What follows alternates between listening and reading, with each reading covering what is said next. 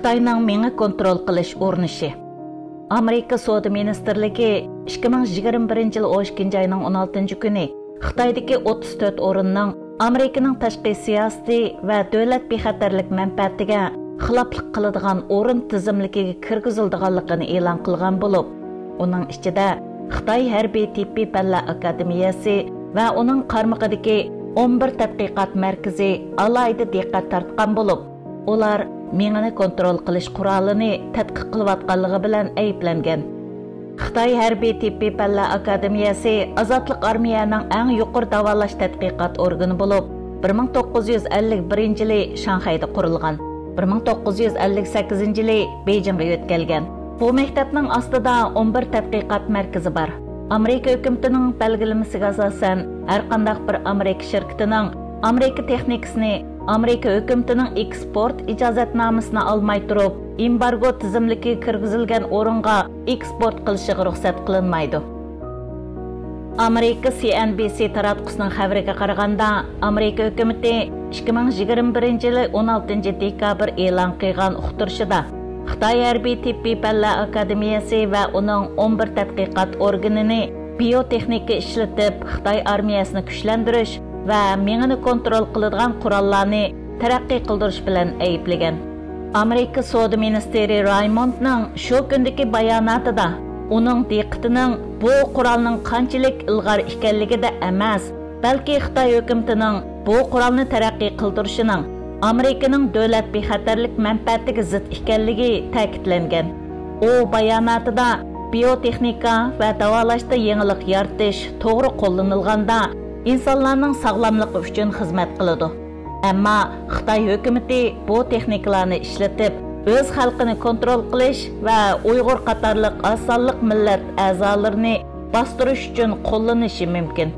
Reuters agentligining xabariga qaraganda, Xitoyning Amerikadagi bosh elchixonasining bayonotchisi 16 dekabr Amerikadan kelgan ayblashni rad qilib, mundaq degan: Xitoy hukumati Amerikaning davlat bexatarlik huquqini haddidan ziyoda kengaytishiga va Xitoy shirkatlarini o'rinsiz bostirishiga izchil qarshi turib keldi.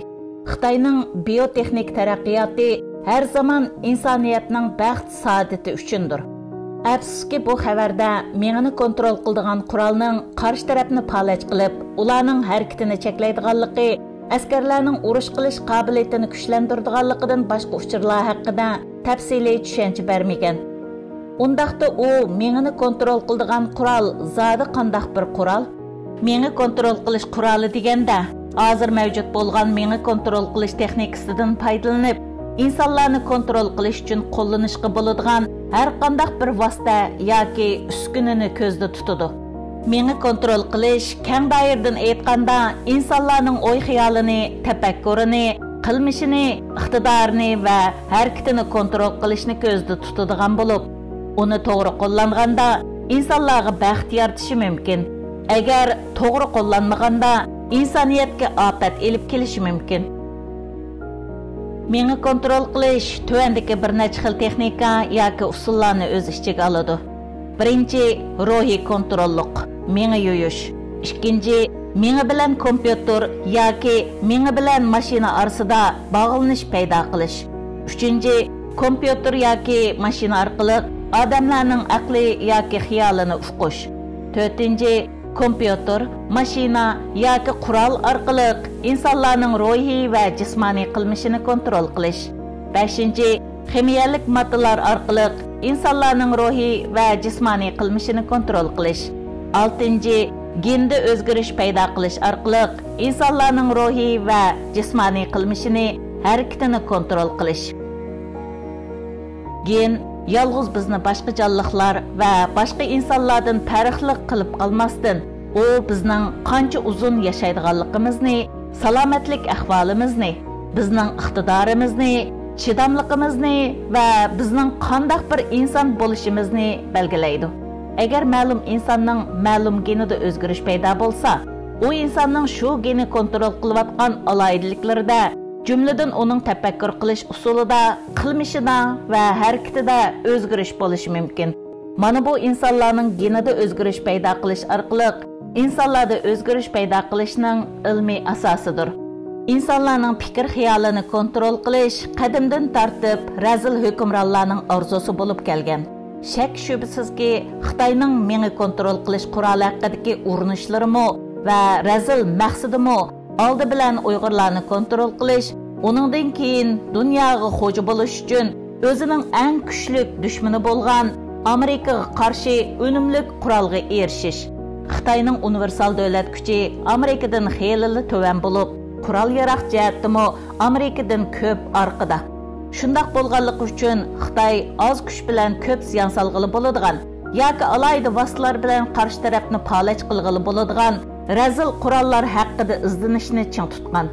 Amerikaning mutaxassislari uzundan buyon Amerika hukumatini Xitoyning biologiyalik qurollarni yoki favqulodda razil qurollarni taraqqiy qildirayotganligidan ogohlantirib kelmoqda.